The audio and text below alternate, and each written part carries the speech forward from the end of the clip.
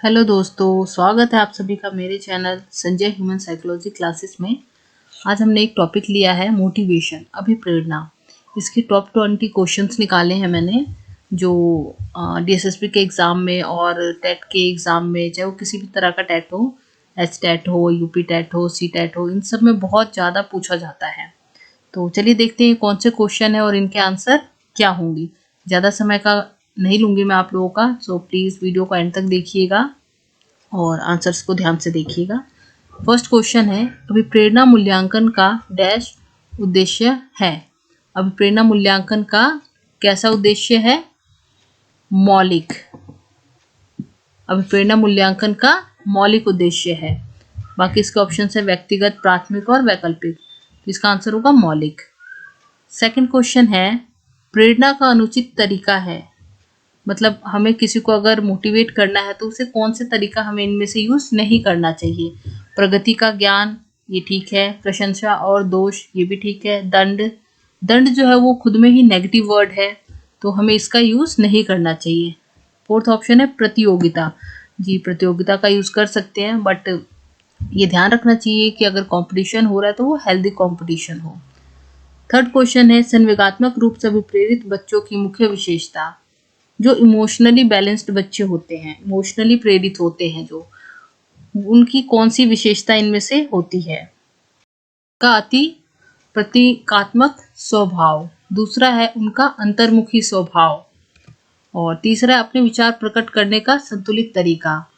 Fourth है उनका विषदग्रस्त व्यवहार। तो जो इमोशनली बच्चे जो है प्रेरित होते हैं, वो अच्छे से क्या करते हैं, कल्पना करते हैं और तर्क करते हैं। तो इसका आंसर होगा अपने विचारों का संतुलित तरीके से प्रकट कर पाना। फोर्थ है उपलब्धि अभिप्रेरणा है। असफलता से बचने की प्रवृत्ति, चुनौतीपूर्ण कार्य में डटे रहने की प्रवृत्ति। और अगला है सफलता और असफलता को समान रूप से स्वीकारने की तत्परता। इसका लास्ट ऑप्शन है बिना विचारे जल्दबाजी में कार्य करने की प्रवृत्ति। तो पहले हम देखते हैं उपलब्धि अभिप्रेरणा है क्या। उपलब्धि अभिप्रेरणा के अंतर्गत व्यक्ति को जो है वो हारने का, असफल होने का डर निकल जाता है। तो ऐसा व्यक्ति जिसके अंदर अब ये डर ही नहीं है कि मैं असफल हो जाऊंगा, उसे कहते हैं उपलब्धि अभिप्रेरणा। तो इसका आंसर होगा असफलता से बचने की प्रवृत्ति।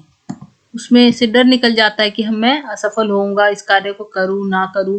उसके अंदर जो है एक आशा होती है कि मैं इस कार्य को कर लूंगा। वो जो आशा की किरण होती है गाइस, वही है उपलब्धि अभिप्रेरणा। फिफ्थ क्वेश्चन है, मानव आवश्यकताओं का पदानुक्रम किसने दिया। नीड थ्योरी ऑफ मोटिवेशन किसने दिया? Guilford, Maslow, Koffka, Thorndike. इसका आंसर है मैस्लो। इन्होंने 5 जो है वो मेन हमारी आवश्यकताएं, नीड बताई थी, जो एक के बाद एक हम फुलफिल करते हैं। 6 क्वेश्चन है, व्यक्ति में आकांक्षा का स्तर किन कारणों से निर्धारित होता है। फर्स्ट पॉइंट है इसका मनोशारीरिक दशा, सामाजिक पर्यावरण, सांस्कृतिक पर्यावरण, उपयुक्त सभी। तो इसका आंसर क्या होगा? उपयुक्त सभी। 7 क्वेश्चन है हमारा, अभिप्रेरणा के उत्तेजना संबंधी सिद्धांत में कौन से तत्व सम्मिलित है। और इसके ऑप्शंस है कौतूहल, खोजबीन, क्रिया, उपयुक्त सभी। तो गाइस इसका आंसर होगा फोर्थ, उपयुक्त सभी।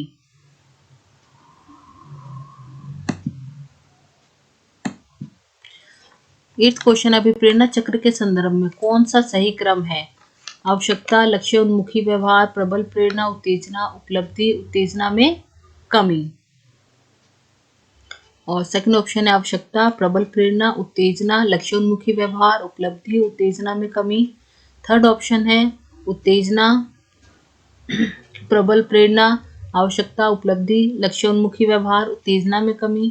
फोर्थ है प्रबल प्रेरणा, आवश्यकता, उत्तेजना, लक्ष्य उन्मुखी व्यवहार, उपलब्धि, उत्तेजना में कमी। तो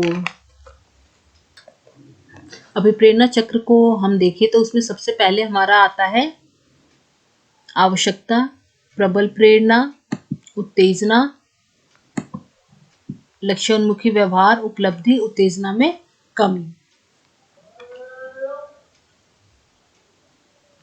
9th क्वेश्चन है, मैकडूगल के अनुसार मूल प्रवृत्तियों की संख्या कितनी है? 10, 14, 20, 16। इसका आंसर होगा 14। मैकडूगल ने जो है 14 प्रवृत्तियों के बारे में बताया और इससे रिलेटेड 14 संवेगों के बारे में। 10th क्वेश्चन है, छात्रों में निष्पत्ति अभिप्रेरणा का विकास कैसे किया जा सकता है? ऑप्शन है इसके, स्वास्थ्य, सामाजिक दर्शन, माता पिता की उम्मीद और निर्देशन, विद्यालय द्वारा सकारात्मक अभिवृत्ति का विकास, उपयुक्त सभी। इसका आंसर है उपयुक्त सभी। ये सभी जरूरी होती है बच्चों के निष्पत्ति अभिप्रेरणा को। 11th क्वेश्चन है, निम्न में से कौन सी दैहिक या जैविक मांग है? तो मैस्लो ने जो मोटिवेशन का पिरामिड दिया था उसमें निम्न स्तरीय मांग जो है हमारी नींद की मांग, ये हमारा जो है दैहिक या जैविक मांग कहलाता है।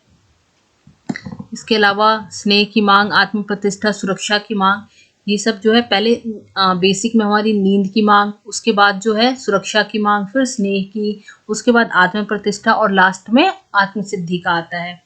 ये नंबरिंग थोड़ी सी गलत है, 4th पॉइंट है ये इसका। चलिए, इमोशन और मोटिवेशन दोनों एक ही लैटिन मूल से आए हैं, तो देखते हैं किससे आए हैं ये। मूवमेंट से, मूव से, या मोमेंट से, मूवर से। तो यह है मूवर से। मूवर का अर्थ क्या होता है? क्रियाशील होना, कार्य करना। तो क्रिया को क्या कहते हैं? मूवर या मोटिवेशन। शरीर में किसी पदार्थ की कमी या अधिकता को क्या कहते हैं? अंतर्नोद, प्रेरक, आवश्यकता, इनमें से कोई नहीं। तो इसका आंसर होगा आवश्यकता, उसे नीड कहते हैं। और जैसी हमारी नीड होती है उसके अकॉर्डिंग हमारा अंतर्नोद यानी हमारा ड्राइव आता है। जैसे भूख नीड है तो भूख जो है वो ड्राइव का काम करेगा। चलिए, अगला क्वेश्चन, अभिप्रेरणा को कहा गया है अनिवार्य स्थिति, सीखने का स्वर्ण पद, सीखने का मुख्य कारक, ये सभी। इसका आंसर होगा ये सभी। अभिप्रेरणा में ये सभी बातें आती है।